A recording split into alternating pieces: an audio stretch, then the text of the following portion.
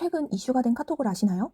만약 내가 자고 일어났는데 바퀴벌레가 되어 있으면 어떡할 거야? 라는 카톡을 보내면 상대방이 어떻게 대답하는지를 보는 건데요. 이 이슈의 시초는 1912년부터 시작되었습니다. 바로 프란츠 카프카가 쓴 변신이라는 단편소설에서부터 시작되었다고 봐도 무방한데요. 저는 이 책을 처음 봤을 때, 와, 1900년대에 이런 상상력을 가진 작가가 존재했다니, 심지어 재밌어 하면서 감탄을 하면서 본 기억이 나네요. 긴 말 필요 없이 시작해 보겠습니다. 주인공 그레고르는 K 장남 못지않은 독일 장남으로 영업사원으로 일하면서 가족들의 생계를 책임지고 있습니다. 근데 하필 오늘 중요한 업무 약속 때문에 기차를 타야 되는데 늦잠을 자버렸어요. 그레고르는 놀라서 벌떡 일어나려는데 벌떡 일어나지지가 않아요. 등이 껍질처럼 딱딱하고 배가 불룩하니 마치 내 몸뚱아리가 한 마리의 벌레가 된 것 같은 기분이 들어요. 자다가 일어났는데 이게 무슨 봉변입니까? 처음에는 꿈이라고 생각해요. 근데 이 꿈이 깨지를 않아요. 천천히 몸을 살펴보니 인간의 팔, 다리는 온데간데 없고 거미처럼 작은 다리가 여러 개 달려 있어요. 상상해 본다면 대충 이런 모습이겠네요. 하지만 벌레고 뭐고 일단 늦었잖아요. 우리 직장인분들 늦으면 등에서 막 식은땀이 나잖아요. 그래서 그레고르도 어떻게든 침대에서 일어납니다. 그래서 옷을 챙기고 가방을 챙기려고 해보는데 이게 벌레의 몸을 하고 될 리가 있나요? 이 상황을 알 길 없는 회사에서는 누군가 찾아왔어요. 아니, 약속 시간이 지났는데 그레고르 왜 대체 안 오는 거야? 하고 그레고르한테 화를 내러 온 거죠. 그레고르는 벌레가 된 몸이지만 최선을 다해서 설명합니다. 아, 제가 지금 몸이 좀 이상한데 다시 괜찮아질 거예요. 후딱 일어나서 기차를 타러 가겠습니다. 하지만 회사 사람과 가족들의 귀에는 사람 말이 아닌 기분 나쁜 이상한 새소리가 들리죠. 아니, 우리 아들한테 무슨 일이 생긴 건가? 상황의 심각성을 인지한 아버지가 그레고르의 방문을 뜯어버립니다. 근데 그 방문 안에 누가 있다? 벌레로 변해버린 아들이 있는 거죠. 그들은 벌레로 변해버린 그레고르의 모습을 눈앞에서 보게 되죠. 누군가 나타나서 이경규의 몰래카메라라고 하면 좋으련만 이건 100% 리얼 진짜 실제 상황입니다.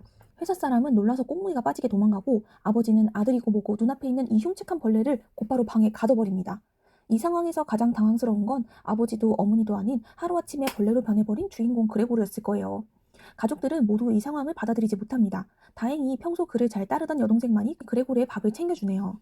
가족들은 비상회의를 합니다. 그동안 그레고르가 혼자 돈을 벌었는데 저렇게 벌레로 변해버렸으니 돈을 벌 수가 없잖아요. 그래서 집안 가정부도 다 내보내고 아빠는 은행 일을, 엄마는 바느질을, 여동생은 점원으로 취직해 경제생활을 해나갑니다. 아니 그럼 진작 이렇게 좀 일을 하든가 왜 그레고르 혼자만 고생했을까요? 참. 자, 벌레 그레고르와 가족들의 아슬아슬한 동거가 이어지던 어느 날 여동생이 벌레가 된 오빠를 위해서 방 청소를 해주겠다고 나섰는데요. 벌레인 오빠가 방 구석구석을 편하게 기어다닐 수 있게 가구들을 하나둘씩 치워주겠다고 한 거죠. 자, 지금까지 벌레가 된 아들의 얼굴을 제대로 마주하지 못했던 어머니도 모처럼 용기를 내서 청소를 돕습니다. 벌레가 된 자신을 흉물스럽게 여기는 어머니의 마음을 알고 있는지 그레고르는 청소가 끝날 때까지 구석에 숨어서 나오지 않아요. 자, 여동생과 엄마가 으쌰으쌰 가구들을 하나둘씩 치우다가 그레고르의 책상을 치우게 되는데요. 그레고르는 속으로 생각합니다. 아, 저 책상 밑에 들어가 있는 거 참 좋은데 저건 치우지 말지. 하지만 말이 통할 리 없으니 그 책상을 치워버립니다. 이번엔 여동생이 액자를 버리려고 하는데요. 그레고르가 책상도 뺏겼겠다. 저 액자만큼은 정말 뺏기고 싶지 않은 거예요. 그래서 순간 저것만은 안 돼 하는 마음에 사사사사삭 기어나와서 액자 위에 철썩 들러붙습니다. 그 모습을 본 어머니는 기절초풍을 하고 여동생은 대체 왜 이래 하면서 화를 내죠. 한바탕 소동이 끝나고 그레고르가 다시 방으로 들어가려고 하는데 표정도 없고 말도 못하는 그레고르의 마음을 알 길 없는 아버지는 방으로 돌아가려는 그레고르의 몸짓이 자신들을 공격하는 행동인 줄 알고 그레고르를 향해서 사과를 마구 던집니다. 사과를 어찌나 세게 던졌는지 그레고르의 등에 퍽 하고 꽂힙니다. 그렇게 상처투성이가 된 채 겨우겨우 자신의 방으로 돌아옵니다. 그날 이후 가족들의 태도가 달라졌어요. 전에는 그래도 벌레를 아들처럼 생각하는 마음이 조금 있었던 것 같아요. 이제는 그레고르가 언제든 자신을 해칠 수 있다고 생각하면서 처치곤란 벌레가 되어버립니다. 그레고르는 몸도 마음도 너무 아파요. 아버지가 던진 사과 때문에 온몸 곳곳에는 상처가 났고 등에 꽂힌 사과는 피부와 함께 썩어서 몸이 말이 아니에요. 하지만 가장 힘든 건 바로 외로움이었습니다. 아무도 자신의 말을 들어주려 하지 않아요. 그래서 결심합니다. 여동생을 자신의 방에 데리고 와야겠다고요. 그래서 여동생에게 도와달라고 해야겠다고요. 그리고 며칠 뒤 사건이 벌어집니다. 여동생이 거실에서 바이올린 연주를 하고 있었는데요. 그레고르는 그 앞에 두둥 하고 등장합니다. 상처도 있고 등에 사과도 꽂혀 있고 막 몸은 먼지구석이고 얼마나 그 몰골이 흉물스러웠을까요? 그레고르는 자신의 처참한 모습을 봐달라. 나 이렇게나 불쌍하다. 제발 내 방에 와서 내 이야기를 들어달라고 말하고 싶었죠. 그 모습을 본 가족들은 역시나 기겁을 합니다. 동생은 흥분해서 말하죠.